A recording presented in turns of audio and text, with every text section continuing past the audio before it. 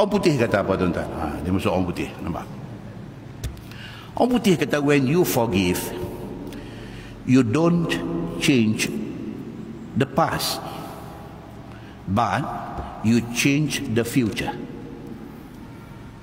Kemah yang kata orang putih ni? Hadis Nabi paling kemah. Hadis Nabi tu sudah kita duk baca berapa banyak hadis dah. Tapi orang putih ni pun kadang-kadang kemah. Dia kata, when you forgive, kalau kita ada sifat pemaaf, bukan nak bergaduh dengan orang, pemaaf. Berlebih korang apa tak apa, kita boleh buat muka manis, kita boleh pisau tangan salam, kita boleh goncang lagi kuat lagi, kita boleh peluk dia, kita nak buang permusuhan. Orang putih kata, when you forgive, kalau hang satu orang yang pemaaf, you don't change the past. Dia kata, kalau hang satu orang yang ada sifat pemaaf, benda hak lepas hang tak boleh ubah. Hak lepas jadi dah. Bukan boleh ghostan hidup betul, tak boleh. Kalau hang ada sifat pemaaf, you don't change the past. Hang tak ubah benda yang dah berlalu, but you change the future.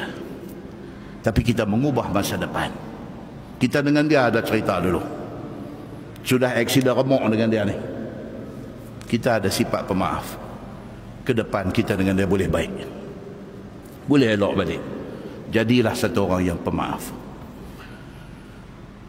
Ada satu kawan hantar kat saya, dia kata Japanese wisdom. Dia main malam ni, kena minta izin kat dia nak baca. Japanese wisdom. Orang Jepun punya kata-kata hikmat. Dia kata apa? Tapi dia kata kau orang putih, dia tak kata kau Jepun.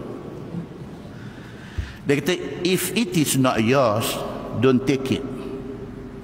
Benda tu kalau bukan hang punya, jangan ambil.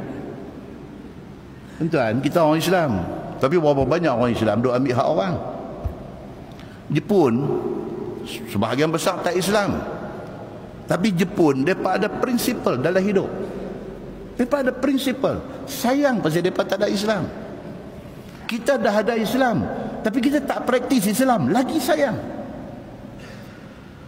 Jepun dia kata apa? Dia kata, if it is not yours, kata benda tu bukan hang punya, don't take it. Jangan ambil. If it is not right, don't do it. Simple. Kalau benda tu tak betul, jangan buat. Dia kata. Simple. Kalau benda tu tak betul, jangan pergi duduk tebiang buat.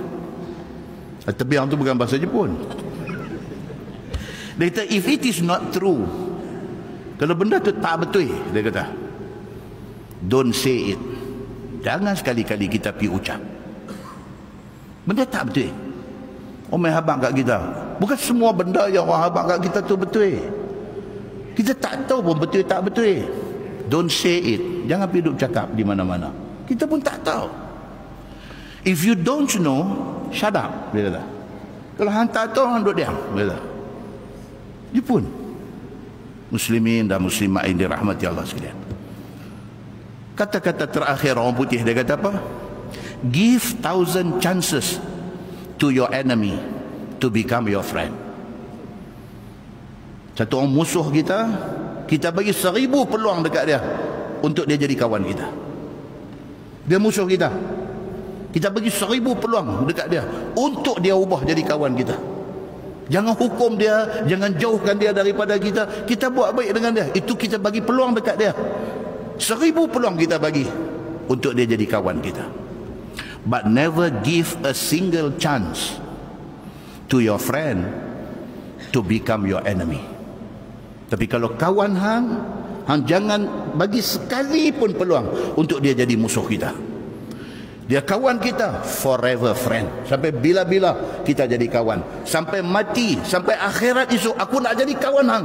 Kita katakan dia. Kita tak mau musuh dengan dia, kita tak mau buang dia daripada hidup kita. Kita kata dekat dia, sampai bila-bila, forever, hang kawan aku.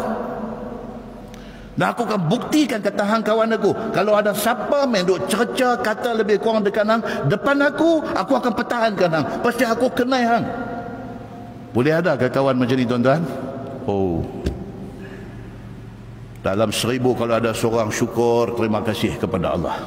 Satu orang kawan, bukan buktikan persahabatan itu dengan cakap, tapi dia buktikan dengan action. Dia kata kita kawan dia, dia memang kenal kita, dia tahu hati budi kita. Kalau ada satu orang hidup cakap tak elok tentang kita depan dia, dia akan lawan kawan tu habis-habisan.